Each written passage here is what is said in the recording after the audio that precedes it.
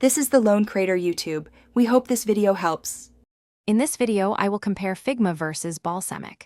We will explore these two popular design tools, understanding their core functionalities and ideal use cases.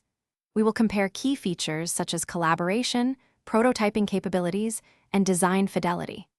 Ultimately, this will help you determine which tool best suits your specific project needs and workflow.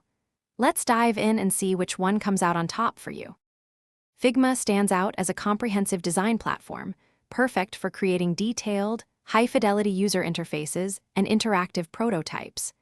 Its real-time collaboration features allow multiple team members to work on the same file simultaneously, fostering seamless teamwork.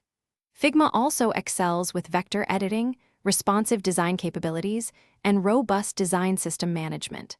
Plus, its extensive plugin ecosystem and templates offer incredible flexibility and efficiency for complex projects. Balsamiq shines as a rapid wireframing tool, focusing on speed and simplicity with its distinctive sketch-like aesthetic. It features an intuitive drag-and-drop interface, allowing users to quickly create low-fidelity mockups for early ideation. This approach encourages focused feedback and helps align stakeholders on core functionality without getting bogged down in visual details. Balsamiq boasts a zero-day learning curve, making it highly accessible for anyone, even those without formal design training. So, which tool is better? Balsamiq is ideal for early-stage ideation, quick wireframes, and getting rapid feedback on basic user flows. Figma, on the other hand, is superior for detailed user interface and user experience design, advanced prototyping, and comprehensive design systems.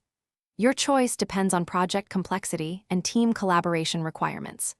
Remember, Figma offers a free starter plan, while Balsamiq's cloud plan begins at $12 per month for 2 projects. Thanks for watching. Consider subscribing if we helped you.